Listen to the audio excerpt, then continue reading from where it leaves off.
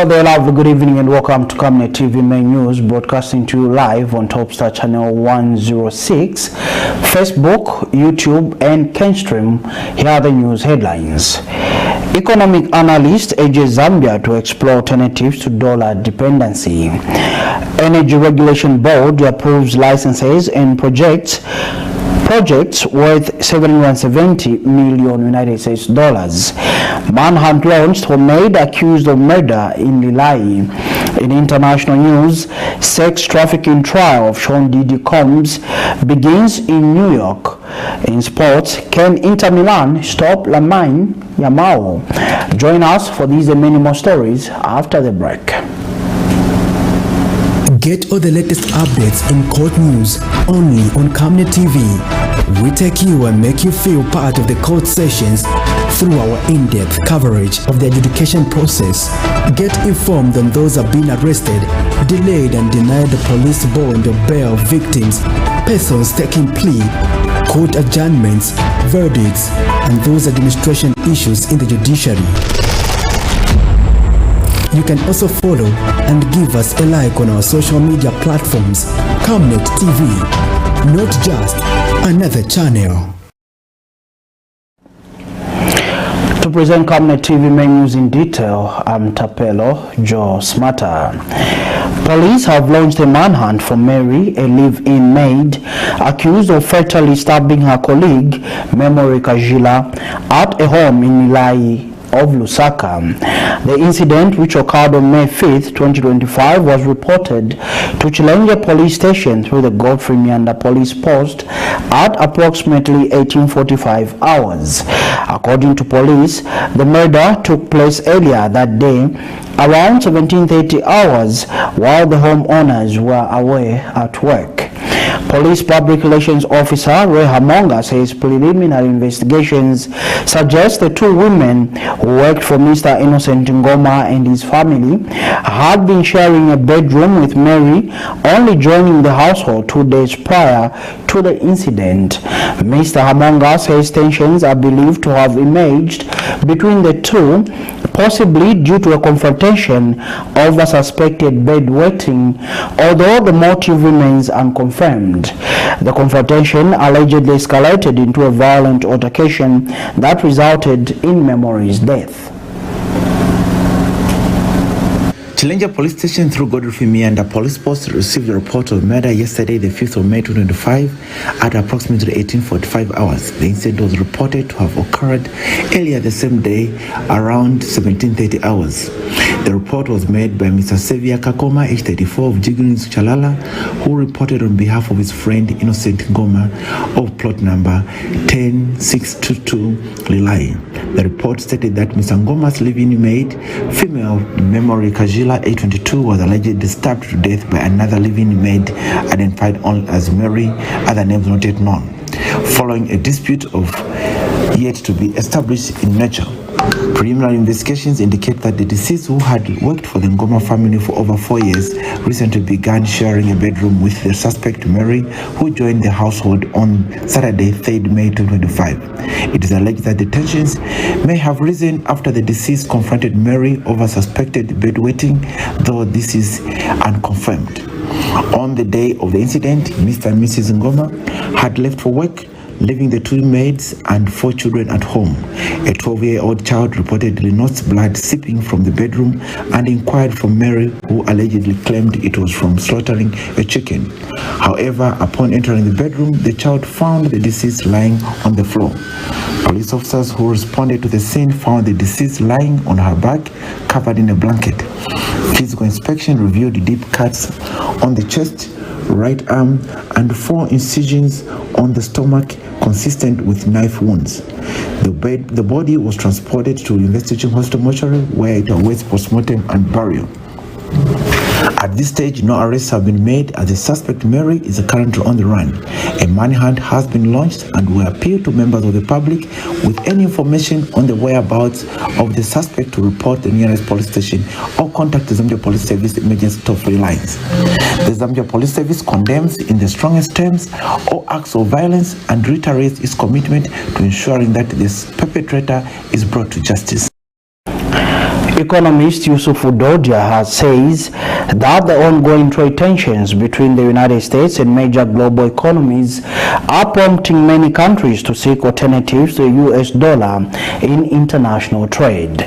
In an interview with Camnet News, Mr. Dodia advised the Zambian government to critically assess its position and determine whether to remain dependent on the dollar or consider joining alternative economic blocs such as BRICS. He highlighted the upcoming BRICS summit in Brazil as a strategic opportunity for Zambia to explore new trade frameworks that could safeguard the country from external economic disruptions. Also should be considering some policy developments that have already been in place but can be expanded. For example, we no longer need visas to go to Angola, and how do we want to expand this? How do we expand our relationship with the DRC? How do we expand our trade and business relationships with Tanzania, Malawi, and Mozambique?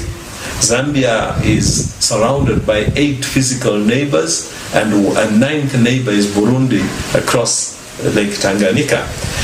How can we improve our connectivity with these nations in terms of economic development so that we can begin to see a better quality of life for our people and a growing economy for our country? So going forwards, these are some of the mechanisms we need to look at. In terms of policy, there are some policies which are in place that might not be very positive in terms of economic development. For example, we continue to import fuel rather than process fuel in Zambia. I don't know if that was a good policy to stop importing feedstock for Indeni and moving towards importing refined products. That may have been a mistake that we need to reflect on. The continuous increment in taxation is something we need to be concerned about. The value of electricity to our economy is something we need to think about. Because of privatization, because of commercialization of the energy sector, we find that the money is being made in selling of fuel and selling of electricity rather than fuel and electricity being used as a catalyst to build the economy. The Millers Association of Zambia, MAZ, has called on the Ministry of Agriculture to promptly release the National Food Balance Sheet to enable stakeholders in the food value chain to make well-informed decisions.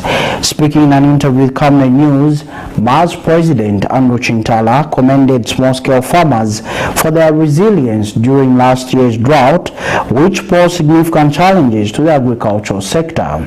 Mr. Chintala expressed optimism that maize production will return to normal levels this year, citing the favorable rainfall pattern experienced across the country. First of all, I think commend the small-scale farmers. I think who had remained resolute to ensure that no matter the challenges that we had, they still persisted and they continued with their hard work. You know that the season was not an easy one too, considering that we also saw that the country recorded some dry spells in some parts of the country where some farmers had to replant the maize seed just to ensure that at least there was food on the table. So because of that and a few other challenges, the farmers, I think, were resilient to say, well, no matter what, we are poised and we are determined. And because of the determination and the hard work, the country is expecting a very good crop. We're just waiting for the institution that is responsible for announcing the food balance sheet to do so that the figures or the statistics are released to the players in the food value chain so that decisions are made based on the data. Because you see, any informed decision that you have to make, that position that you have to take, has to be informed by data in this case. And because of that, we are calling on the institution that is charged with the responsibility of ensuring that the food balance sheet or the crop forecast survey results are released too quickly, probably to expedite the process and ensure that the results for the survey are released at least within the shortest period, within the shortest possible time, so that the players within the field or within the sector can make informed decisions. Energy expert Leonard Sepe has described the Energy Regulation Board's decision to extend the emergency tariff plan by another 3 months as a necessary step to ensure the sustainability of the national utility company ZESCO amid the country's ongoing energy deficit. In an interview with Camnet News, Mr. Sepe said the decision highlights ZESCO's commitment to maintaining a stable electricity supply even as Zambia continues to face power shortages caused by the drought experienced last year. Energy Regulations Board's approval of ZESCO's emergency tariff plan from 1st May to 31st July 2025 underscores the continuity of ZESCO's supply of power to members of the general public. But then this decision most likely is going to be unpopular among consumers, especially in the midst of challenges. But again, it is something that is necessary as it appears to be a mitigation factor for ZESCO's emergency recovery of financial resources as well as its operational sustainability. Now, if you look at what has happened, ZESCO decided to extend the application in order for it to remain viable in the midst of the energy deficit this country has been experiencing on account of induced water levels at the major hydropower station this country has. Economist Kelvin Chisanga says Zambia's current tax enforcement models are marginalizing small and medium enterprises, risking widespread economic exclusion and deepening poverty. He argues that while the smart invoice system is designed to enhance tax compliancy, it is unintentionally pushing small businesses out of formal economic participation due to its complexity and rigid implementation. Mr. Tsanga says many entrepreneurs, particularly in the informal sector, find themselves unable to cope with the technological and administrative demands of the system, making it difficult to continue trading without risking penalties or closure. The tax formula, which has been enhanced by the use of technology-enabled solution, where the aspect to do with the smart invoice is actually fully embedded. What basically is playing out that yes, smart invoice is proven to be a very good tax formula which we can basically use to mitigate a number of key issues bordering compliance and many other related factors. And again, also, it's really an important aspect that really helps to change some of the narrative as far as tax structure is concerned, and much more help to also boost that strong tax compliance factors, which we have actually been able to see that this now will be able to cure some of the challenges that we used to face in the previous times. Now, considering that this is a model that we need to help enhance efficiency on tax collection and revenue basket, it's an important aspect that we should also see how it should be able to help create more participation from the SME, or rather how it can foster that enterprise development aspect to make sure that they drive the strong desire and drive that we have actually been able to build with the help of the ministry and many other enterprise factors. It should be able to help stand with a very good fortitude of commitment toward making sure that the taxi also plays a critical part in the formation of business activities as well as anchoring investment patterns. The Energy Regulation Board, ERB, has approved 62 license applications and 8 construction permits in Zambia's energy sector, representing a total investment commitment of 11 billion kwacha. The approvals span activities in petroleum, electricity, and renewable energy, reflecting growing investor confidence in the country's regulatory environment. ERB Public Relations Manager Namukolo Kasumpa says licenses cover various energy-related operations, including the manufacture, supply, and maintenance of renewable energy equipment, road transportation of petroleum products, and the importation, blending, and distribution of lubricants. She says the other licenses also pertain to the distribution and supply of electricity, enhancing access to energy services across the country. The Energy Regulation Board has approved 62 license applications and 8 construction permits in the petroleum, electricity, and renewable energy subsectors. These approvals represent a total investment pledge of 11 billion Zambian kwacha, equivalent to 370 million United States dollars. The development reflects the ERB's ongoing commitment to promoting a transparent and supportive regulatory environment that encourages sustainable investments in line with the national energy policies. The 62 licenses cover a range of energy-related activities, including manufacture, supply, installation, and maintenance of renewable energy-generating equipment, road transportation of petroleum products, distribution, import and export of petroleum products, importation, blending, packaging, distribution and export of lubricants, and distribution and supply of electricity. These licenses play a critical role in ensuring energy availability, enhancing operational efficiency, and promoting access to modern energy services and equipment across the country. The ERB is dedicated to effective regulation of the energy sector with a strong focus on addressing stakeholder needs and promoting a sustainable, reliable, and inclusive energy mix. The Center for Trade Policy and Development, CTPD, has called for urgent reforms in Zambia's power sector to ensure the successful delivery of the country's commitments under the National Energy Compact. Signed earlier this year, the compact aims to provide universal access to affordable, reliable, and sustainable energy by 2030.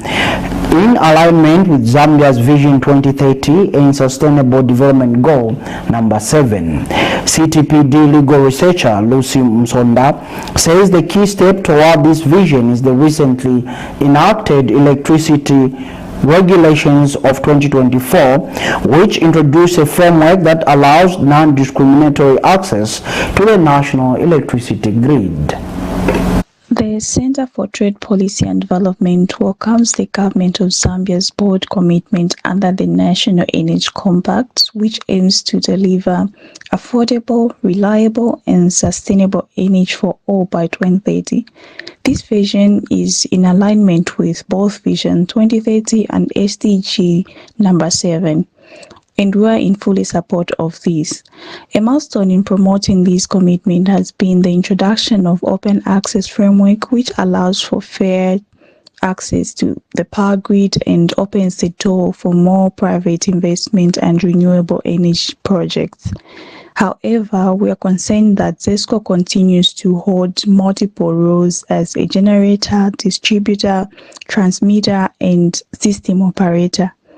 This concentration of power discourages independent power producers, it limits competition and poses a conflict of interest that could delay real progress on open access.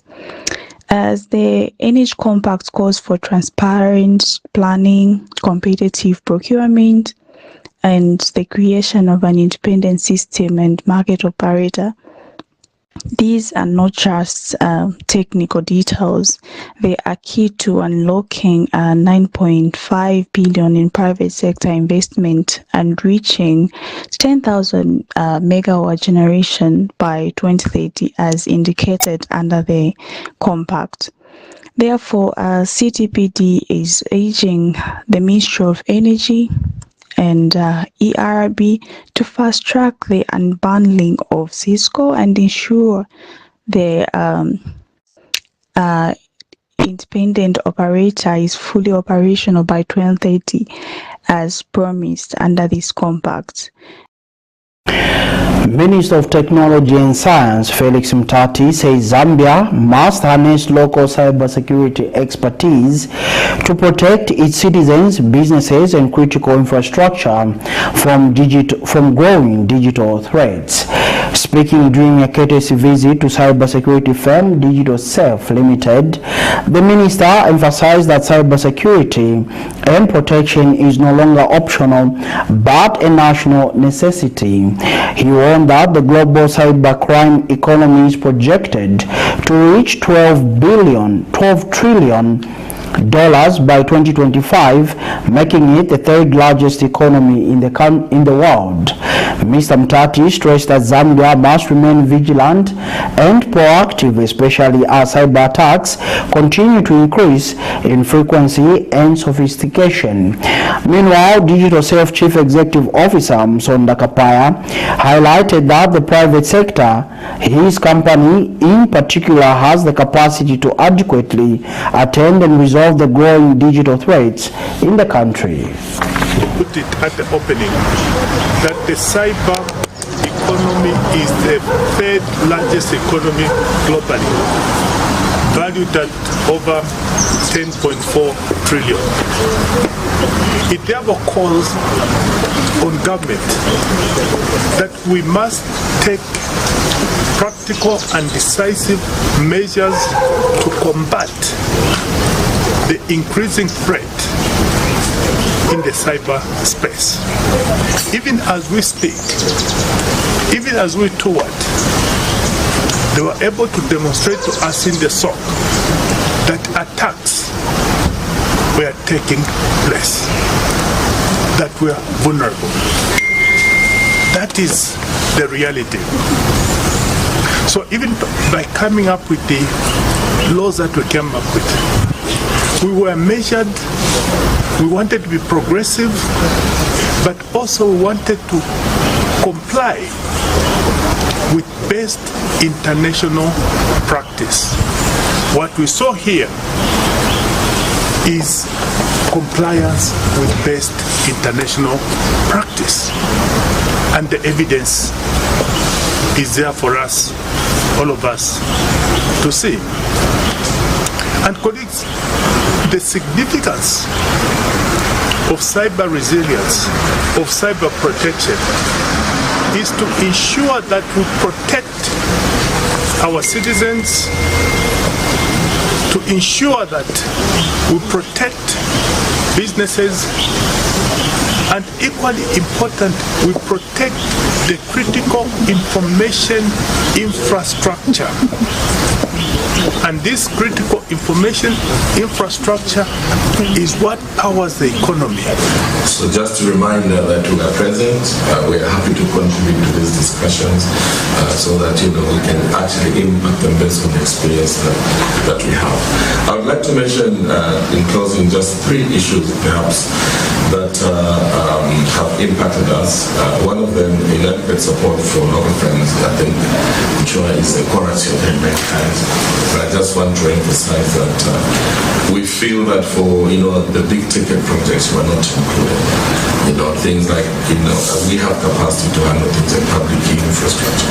We have the capacity to do security assessment for typically every project that Tanzania is working on. We can work with them, we can work for them, we can work with them in which way we have the capacity. This one is an interesting issue, perhaps from a policy perspective.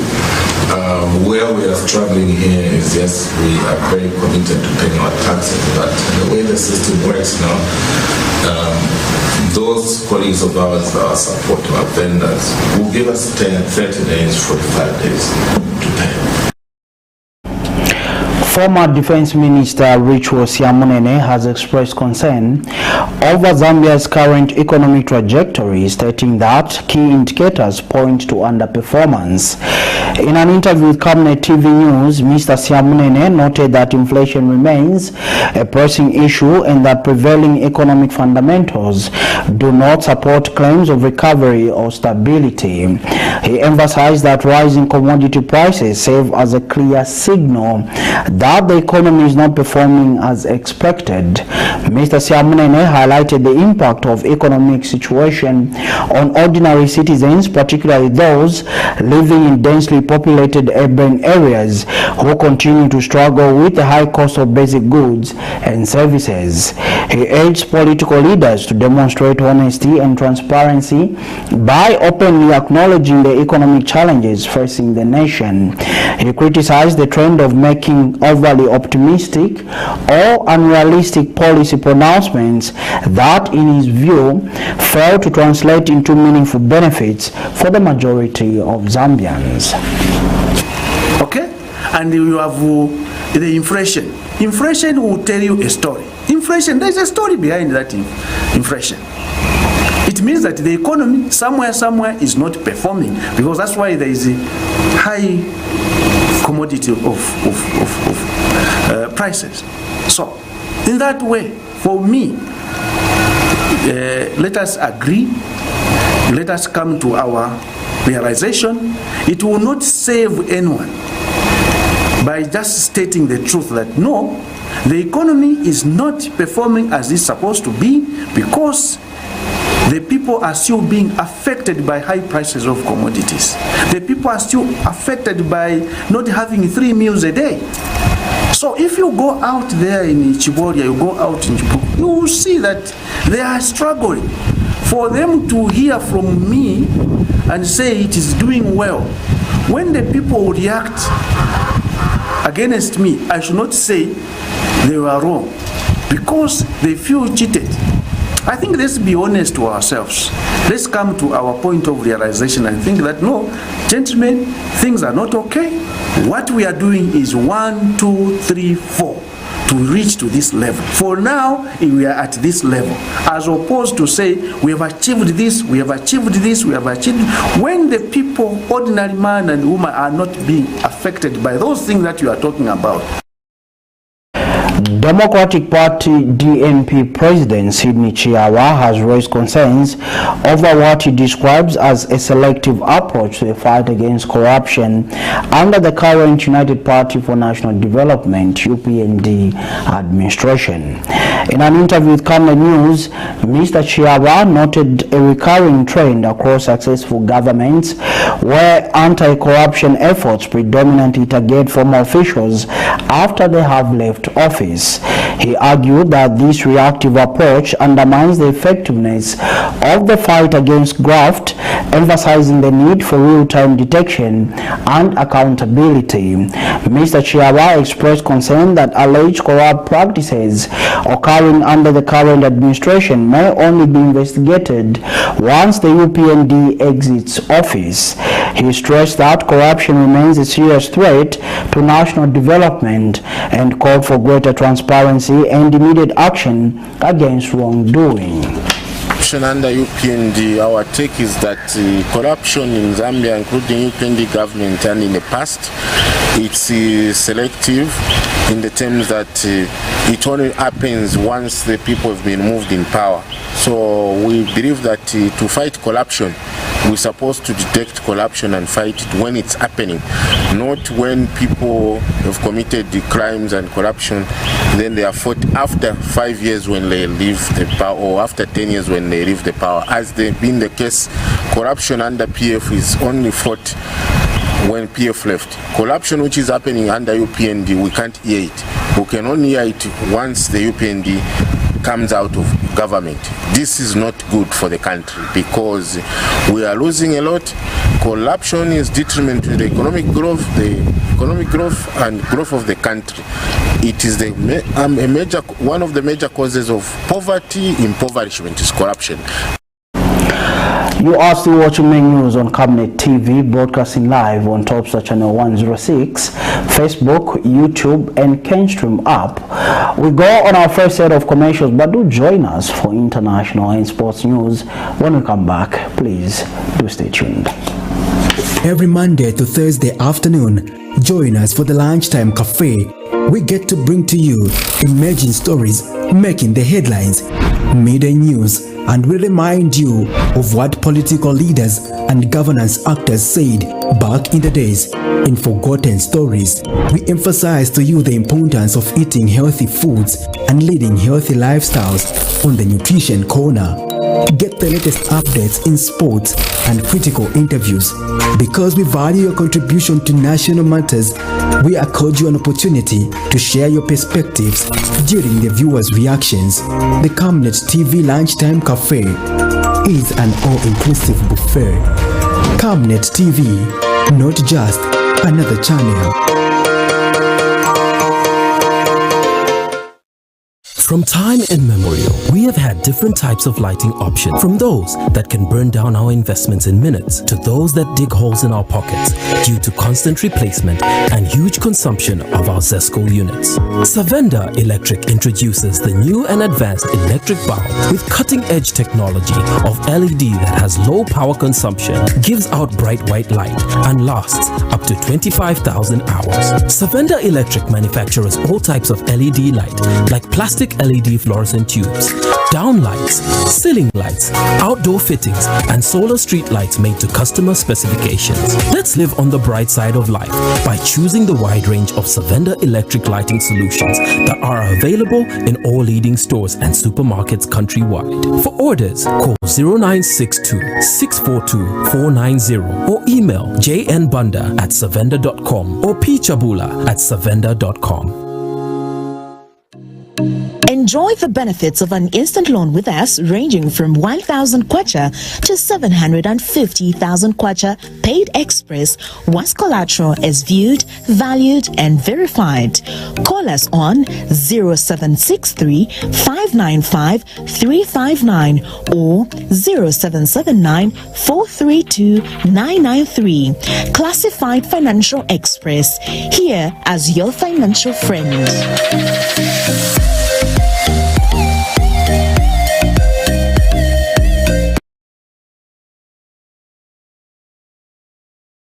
Are you looking for a reliable and efficient courier company with international standards? Then let UBZ Courier, your trusted partner in swift and secure deliveries, be your ultimate choice. Whether it's a small package or a hefty consignment, UBZ Courier handles it all, locally and internationally. Our modern call center ensures personalized attention for every client. For seamless deliveries within Zambia and beyond, trust UBZ Courier. Call us now on +260 763 062 680 or visit us at plot number 15 Mwapona Road, Woodland, Lusaka, Zambia. UBZ Courier, a world-class brand that can be trusted. Welcome back. We continue with the main news. The federal sex trafficking and racketeering trial of music mogul Sean Diddy Combs commenced on Monday in New York City, beginning with jury selection that is expected to last several days. Combs, 55, appeared in court wearing a sweater over a white-colored shirt and gray slacks, attire permitted by the judge in lieu of jail clothing. He has been held at a federal detention facility in Brooklyn since his arrest in September 2024. The trial, which is not being televised due to federal courtroom restrictions on recordings, is expected to last at least 8 weeks. If convicted, Combs faces the possibility of decades-long prison sentence. Here's a roundup of international stories. The federal sex trafficking trial of Sean Diddy Combs began on Monday in New York City with jury selection that could last several days. Opening statements by lawyers and the start of testimony are expected next week. The judge said he expects this trial to take 8 weeks, and prosecutors say they expect to call 4 accusers to the witness stand. The crux of the case involves what prosecutors say were freak-offs, parties where Sean Combs allegedly engaged in misconduct with partners, other women, and sex workers. The 17-page indictment against Combs alleges that he engaged in a 2-decade pattern of abusive behavior against women and others. South Africa's Democratic Alliance Party has gone to court to challenge the Employment Equity Amendment Act in the latest crisis in the country's government of national unity. It strongly opposes Section 15A of the new law, which allows the Labour Minister to introduce numerical targets in some economic sectors. This will require businesses with more than 50 employees to ensure their workforce reflects historically disadvantaged groups, including black people, women, and those living with disabilities. The DA argues that this is unconstitutional and that employment should be based on skill and merit rather than race, gender or disability status. It says the legislation is anti-transformative and will result in job losses. The African National Congress Party Labour Minister has labelled the legal action as a clear attempt to halt transformation in the workplace and preserve historical inequalities. The court battle signals the latest clash between the DA and the ANC, the two biggest parties in the country's government of national unity. In Ivory Coast, the presidential elections are a little more than 5 months away. Now, the recently formed opposition coalition is raising the stakes. The Coalition for Peaceful Change, or CAP Côte d'Ivoire, called for electoral reform ahead of the crucial vote for the next president. Among its demands for change, a revision of the electoral lists and the publication of election results by polling station. Formed in March earlier this year, the CAP regroups several parties opposing the presidential movement. Several candidates from parties within the coalition have, however, been removed from the electoral lists, among them Tidjane Thiam, who coordinates the coalition. While some were barred due to judicial convictions, Thiam was removed following a controversial court decision in April that concluded that he had lost his Ivorian citizenship in 2022. The definitive electoral list with all eligible candidates is set to be released towards the end of June.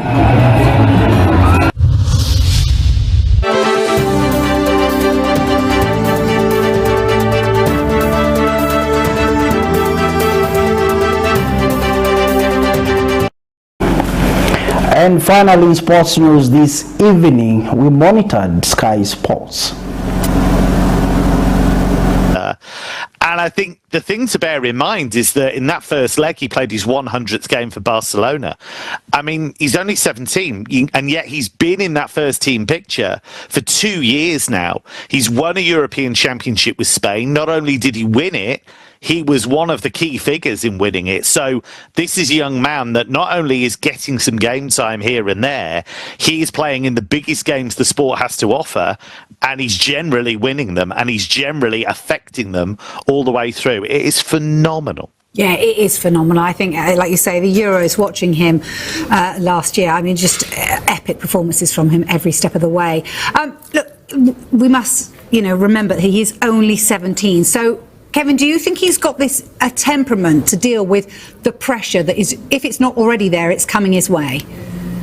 I think he does. I think he's one of those players that actually thrives in the big occasion. I think he wants more responsibility.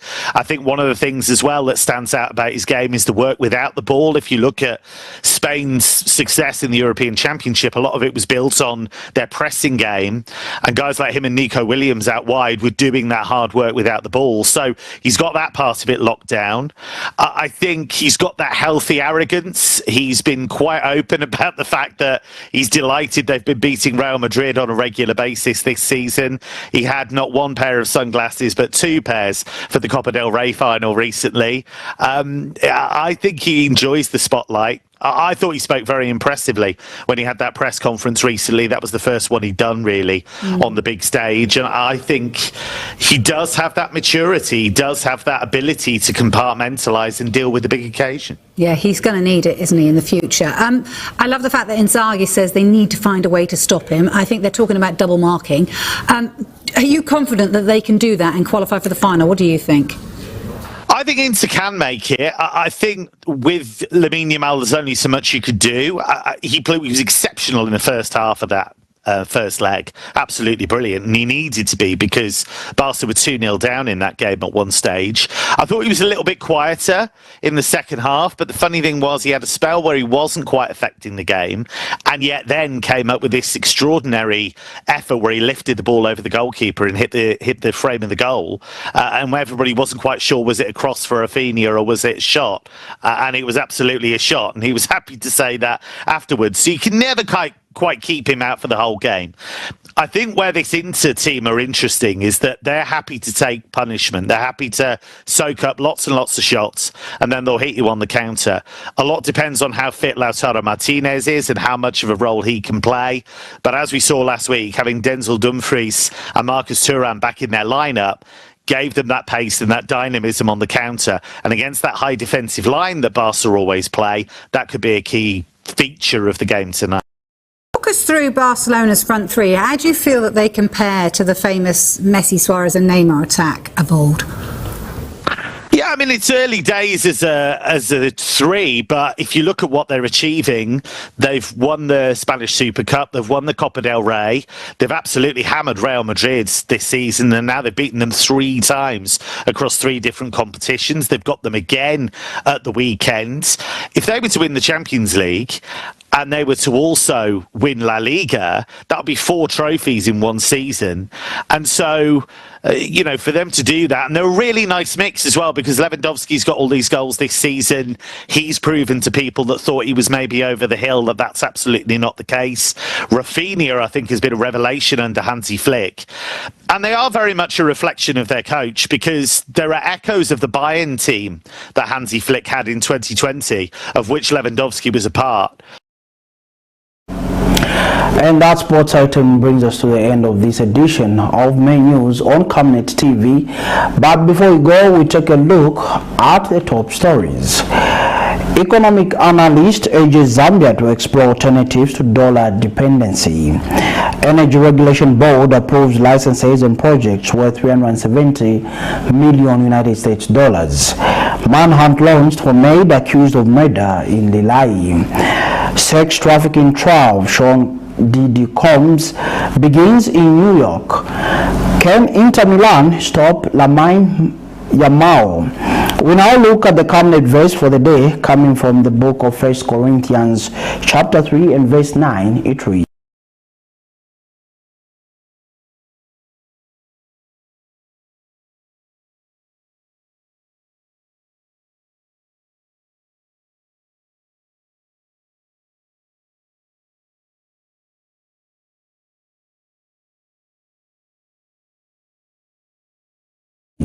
and do remember that Camnet TV is not just another channel. Now, on behalf of the entire production team, I'm Tapelo Joe Smarter. Good evening and God bless.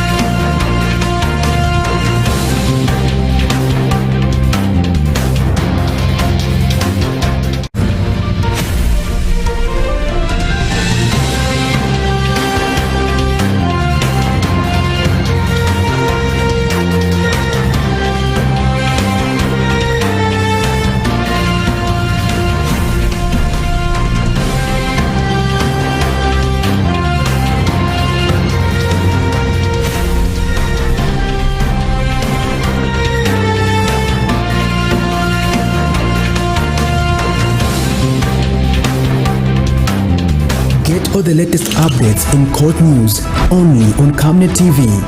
We take you and make you feel part of the court sessions through our in-depth coverage of the adjudication process.